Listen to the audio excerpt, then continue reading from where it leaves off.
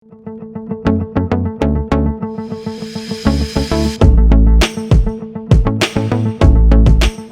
Dear friends and students, कैसे हैं आप लोग। Hope you all are good. और वैसे तो आपने थंबनेल देख ही लिया और आप समझ चुके हैं कि आज हम किस टॉपिक को डिस्कस करने वाले हैं। जी हाँ, आज हम 11th क्लास की जो सेकंड बुक है उसका फर्स्ट चैप्टर राजनीतिक सिद्धांत एक परिचय के सेकंड पार्ट को डिस्कस करेंगे। इसका फर्स्ट पार्ट जो है हम ऑलरेडी डिस्कस कर चुके हैं, तो जिन फ्रेंड्स और स्टूडेंट्स ने उसे नहीं देखा है मैं उनसे रिक्वेस्ट करूंगा कि वो इससे पहले का जो पार्ट 1 है उसे ज़रूर देख लें, तभी आप जो है पार्ट 2 को अच्छे से समझ पाएंगे। और अगर आप हैं इस चैनल पर नए तो प्लीज़ चैनल को लाइक करें, सपोर्ट करें और अपने फ्रेंड्स और फैमिली के साथ शेयर ज़रूर करें। और किसी भी तरीके की इंफॉर्मेशनल और एजुकेशनल जो डेटा है वो आपको हमारे टेलीग्राम चैनल पर मिल जाएगा। इसका लिंक आपको नीचे डिस्क्रिप्शन में भी मिल जाएगा और ऊपर भी लिखा हुआ है। तो हर तरीके का डाटा, चाहे वो PDF फॉर्म में है या गूगल फॉर्म्स में है या डॉक में है या फिर कोई यूट्यूब का लिंक है, तो आपको इस चैनल पर यानी कि टेलीग्राम के तेजस एजुकेशन 2.0 पर आपको ये सभी डाटा मिल जाएगा। और अगर आप तक ये पहुंचा है डाटा के रूप में यानी कि किसी PDF फॉर्म में, तो यहाँ पर जो आप नीचे लिंक देख रहे हैं यहाँ से आप डायरेक्टली इस लेक्चर को YouTube पर भी देख सकते हैं। तो चलिए without wasting any more time शुरू करते हैं हम अपने आज की क्लास मेरे यानी लेक्चरर उदय कुमार के साथ।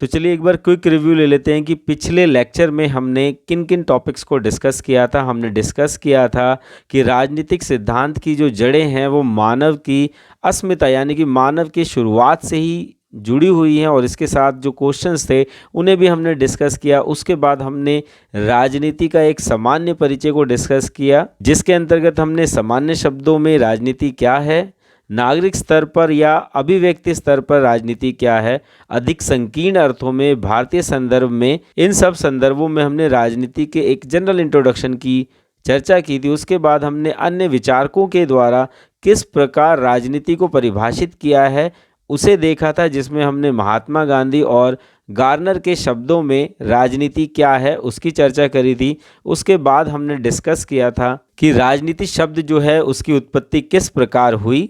साथ ही साथ हमने चर्चा करी थी राजनीति क्या है सामान्य और विशेष दोनों तौर पे, और हमने अपने लेक्चर का एंड किया था राजनीतिक सिद्धांत और राजनीतिक सिद्धांत के उद्देश्यों पे। तो चलिए क्विकली देख लेते हैं कि आज हम इस लेक्चर में किन किन टॉपिक को डिस्कस करने वाले हैं। सबसे पहले हम डिस्कस करेंगे राजनीतिक सिद्धांत की आवश्यकता व महत्व की चर्चा करेंगे।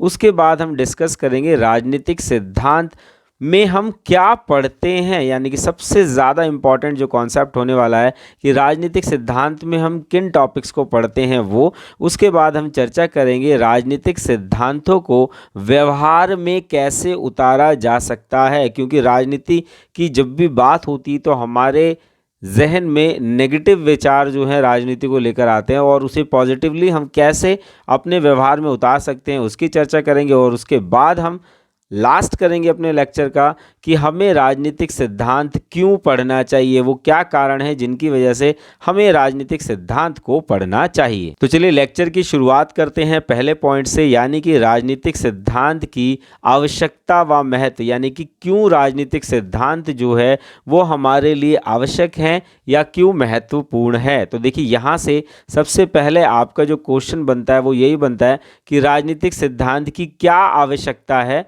और दूसरा क्वेश्चन जो यहाँ से बनता है कि राजनीतिक सिद्धांत हमारे लिए क्यों महत्वपूर्ण है। तो हम सामान्य और स्पष्ट शब्दों में कह सकते हैं कि राजनीतिक सिद्धांत जो है वह सभी समूहों के लिए आवश्यक है।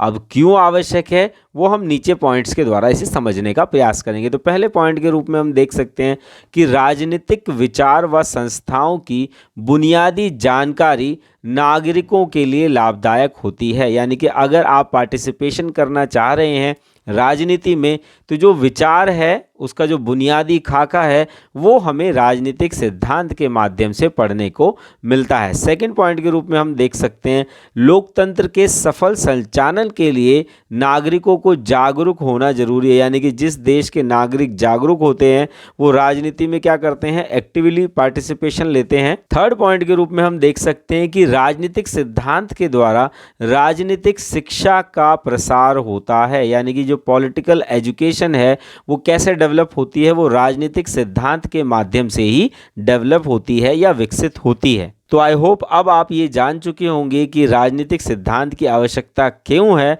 तो चलिए इसी के साथ चलते हैं नेक्स्ट हेडर की तरफ, जो कि एक बेसिक क्वेश्चन है और आपके अपकमिंग एग्जाम में आने की पूरी संभावनाएं है। और क्वेश्चन है राजनीतिक सिद्धांत में हम क्या पढ़ते हैं, वो कौन से टॉपिक हैं, वो कौन से सब्जेक्ट हैं जो कि हम राजनीतिक सिद्धांत में पढ़ते हैं। तो चलिए अब आंसर की तरफ चलते हैं। राजनीतिक सिद्धांत में हम जीवन के विभिन्न पहलुओं का अध्ययन करते हैं, यानी कि आपके लाइफ में जो अलग अलग पहलू हैं उनका ही अध्ययन हम किस में करते हैं, राजनीतिक सिद्धांत में करते हैं। उदाहरण के तौर पर हम देख सकते हैं जो हमारा सामाजिक जीवन है उसे भी हम राजनीतिक सिद्धांत के अंतर्गत पढ़ते हैं।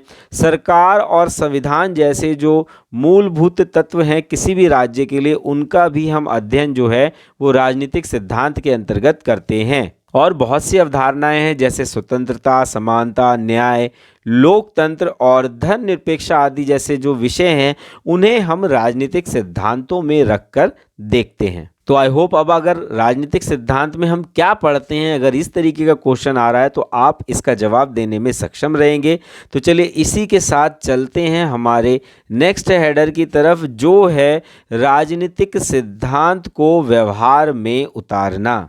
और यहाँ पर भी हम बेसिकली 5 पॉइंट को डिस्कस करेंगे। अगर ये क्वेश्चन आता भी है तो आपका 4 मार्क्स से ज़्यादा में नहीं आएगा। तो यहाँ पर पहला पॉइंट हम देख सकते हैं कि राजनीति का जो स्वरूप है वो समय के साथ साथ बदलता रहता है। देखिए इसे एक एग्जाम्पल से समझते हैं कि अगर मैं कहूँ कि जो शोले फिल्म आई थी, आप सभी ने देखी भी होगी, जो शोले फिल्म आई थी उसमें जो गब्बर सिंह है, कौन, गब्बर सिंह जो है वो किस पर आता है, वो घोड़े पर आता है।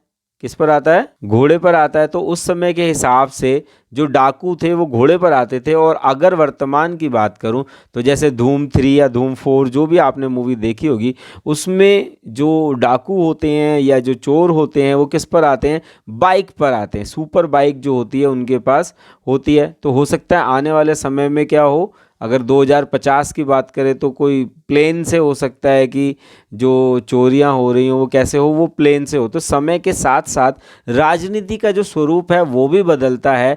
राजनीतिक सिद्धांत जैसे कि स्वतंत्रता और समानता को व्यवहार में उतारने का काम बहुत ही मुश्किल होता है। तो देखिए यहाँ पर हम कह तो सकते हैं कि भाई ये जो काम है वो हमें करना चाहिए, लेकिन जब हम इसको व्यवहारिकता में उतारते हैं तो ये एक डिफिकल्ट टास्क होता है। सेकंड पॉइंट के रूप में हम देख सकते हैं कि हमें अपने पूर्वग्रह को त्याग करके इन्हें अपनाना चाहिए। पूर्वग्रहों से अर्थात क्या है बेटा, जो भी हमारी पिछली मानसिकता है, जो भी हमारी क्या है पिछली मानसिकता है, उसको दूर कर कर ही हमें क्या करना चाहिए, राजनीति को अपनाना चाहिए। तभी क्या है हम इसको बहुत अच्छे से एंजॉय कर पाएंगे। थर्ड पॉइंट के रूप में हम देख सकते हैं राजनीतिक सिद्धांत के अध्ययन के द्वारा हम राजनीतिक व्यवस्थाओं, ये जो भी आपका सिस्टम है उसके बारे में अपने विचारों तथा भावनाओं का परीक्षण कर सकते हैं। नेक्स्ट पॉइंट के रूप में हम देख सकते हैं कि हम यह समझ सकते हैं कि सचेत नागरिक ही देश का विकास कर सकता है।